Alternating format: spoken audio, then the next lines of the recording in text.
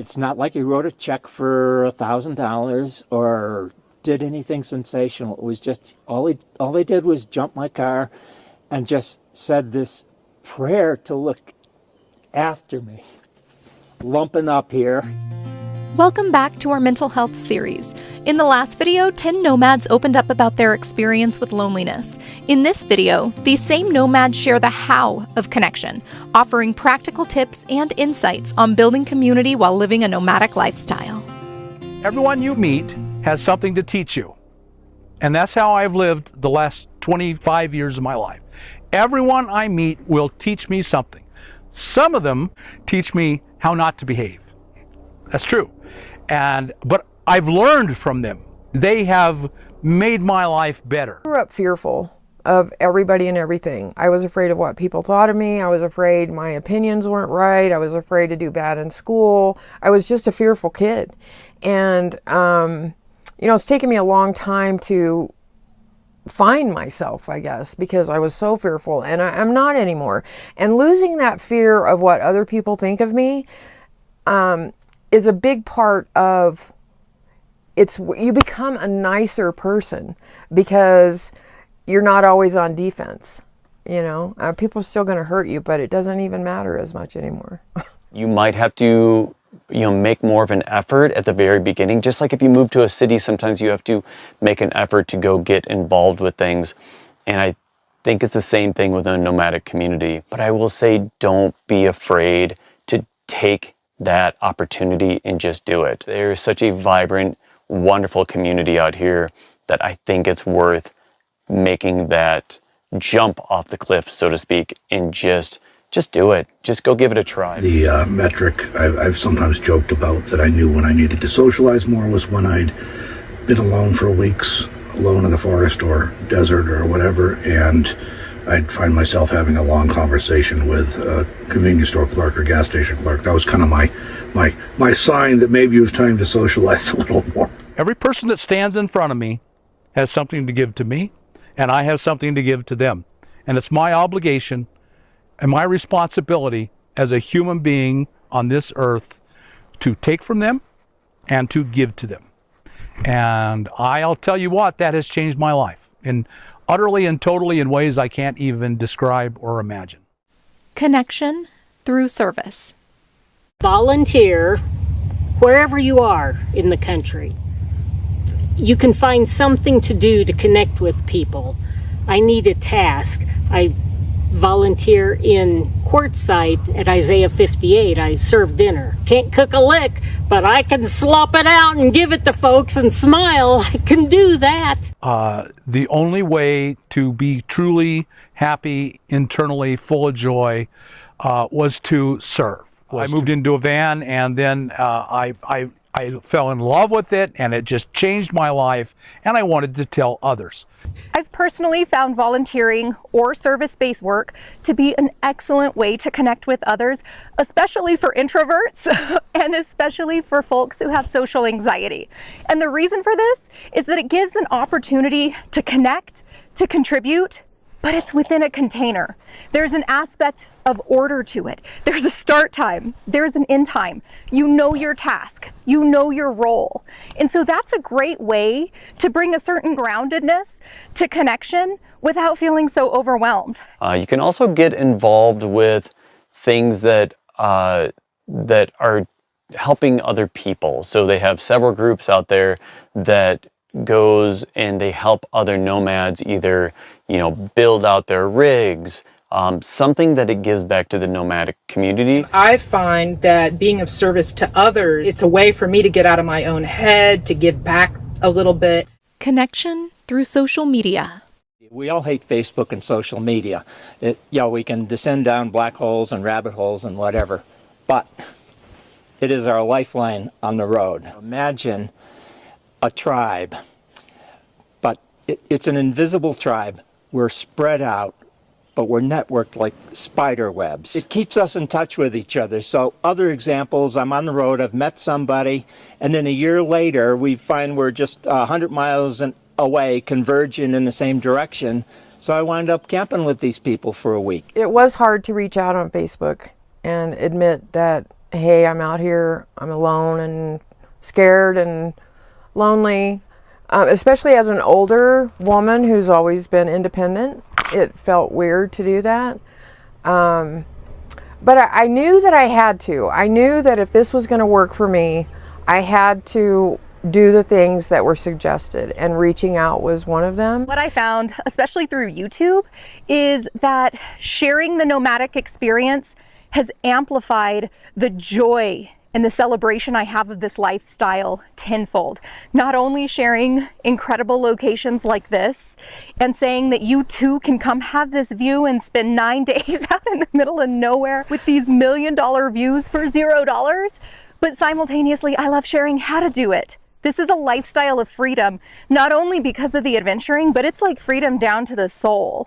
And I love to be a part of sharing that. Now we've got a virtual riders group going where we're just talking, sharing ideas, supporting each other. Now I'm thinking maybe when we go south for the winter, I'll set up a winter riders camp where we can all be together. So this is, real time, face to face supporting virtual social media. I camped alone a lot initially, but now I find that I like to camp with other people. And all I did was reach out to Howa's Facebook group and say, I'm over here, I'm kind of lonely. And within an hour, I had people DMing me. And I think Travel Grandma showed up like within a day to camp with me. True connection often begins when we step outside of our comfort zone, whether through the digital threads that link us or the shared moments at gatherings. As nomads, we can create a network of belonging that stretches across miles. It reminds us that no matter where we roam, we're never truly alone. Connection through gatherings and meetups. My recommendation for the best way to meet people on the road, and this comes from a decade of experience, and as someone who's an introvert and has historically struggled to meet people and get to know people, is nomad meetups or gatherings. There's a variety of those, of different styles, different flavors. If you're into van life or schoolies or RVs or whatever, that's just a fantastic way to meet people, and it's I think the best way to find your tribe. If you're in Quartzite, Arizona in the winter, there's tons of things to do. Go to the community center, go to line dancing, go to some of the QIA activities, get a hold of a paper and say, oh, I think I could do that. Oh, no, I don't want to do that. Find something to do. When there's nothing to do, I crochet. I keep learning and doing things, and that's a way you can volunteer. I crochet blankets and give them to Isaiah for the people who don't have them. Within Quartzite, there's tons of groups and things that you can get involved with. You can meet a bunch of people. They have different camps for different interests. There's different groups. You have escapees, you have escapers. Those are both kind of one and the same RV groups. You also have the Rubber Tramp Rendezvous, as I mentioned. Connection through pets. Some of the ways that I feel like I've put off the loneliness, one, having a pet. I think that having a pet gives you another sentient being in your rig with you, someone to care for, and it gives you a little bit of that companionship. Dogs in general are my safety net. Put me in a room full of doggy daycare dogs and I'm fine. Put me in a room full of people and I can't talk about mental health unless I include her, because she's very important to my mental health. She makes me get up if I don't want to, get out and go for a walk. Here, Cheryl was talking about a different topic that brought up tears, and my dog Chloe insisted on giving her comfort. She can tell I'm getting emotional, I think. Dogs have this way of knowing what's going on inside of you. They stick by your side and make the entire world feel a little more whole. More ways to connect.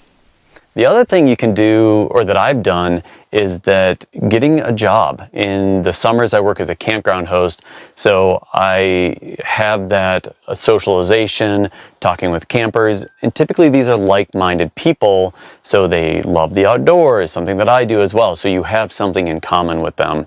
So you really don't feel that loneliness because you're constantly interacting with people, giving customer service. If not a camp host, there are other jobs that you can get that again kind of gives you that community. I make connections with food. So far this has worked 100% of the time, and so I have these vegetables that need to be used up, and so I'll cook them all at once, and then I'll invite people that are around me to eat them and get to talk to people. And it has worked 100% of the time. People rarely turn down free food. I wouldn't. Food is a common denominator between all aspects of life, all cultures, all over the world. Everybody needs to eat, so that's what I do. When I'm traveling and actively moving quickly on the road, I love to make connections with people at dog parks. I've been blessed to connect with some gals who really wanted to connect and show me their favorite restaurants or make sure that I know the best places in town, not only to take my dog, as well as like the best hikes in the area. My wife is out here with me, and I get plenty of interaction with her, of course. There's so many people out here that you don't need to worry about loneliness. Unless you're going to hole yourself up in the middle of the forest where you may not see somebody for 3 weeks. Other than that, yeah, there's all kinds of people out here. We would love to have you join us. It's a tribe, and we want you to be happy. We'll close with a story that shows the power of a heartfelt act of kindness.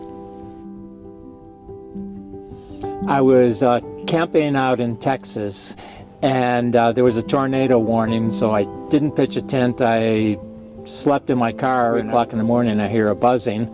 I drained the battery. So early in the morning, there were some oil riggers or whatever loading stuff into a truck, and I asked them to help me out to get me jumped. A little bit of my story came out. So these guys were named Frank and John, and they got me jumped, and they said, in a Texas accent, do you mind if we join hands and say a prayer?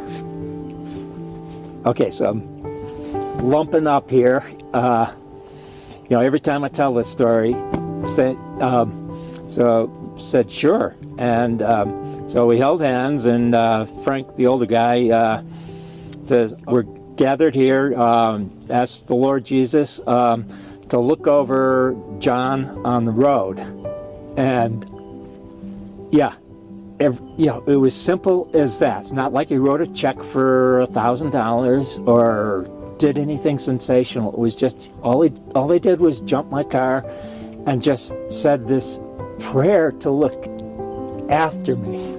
And I thought, wow, just these little things, we help each other. There's really good people out there.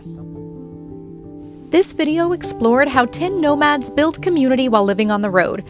Stay tuned for future videos where these nomads open up about depression, grief, stress, meaning, resilience, and more. In the meantime, we'd love to hear from you. What are your best tips for building meaningful connections? Or share a story about why taking the risk to connect has been worth it in your life. Let's keep the conversation going in the comments below. So folks, if you got anything out of this video, like us on YouTube, subscribe to the channel, hit that thumbs up button, and we'll talk to you on the next video. See you then.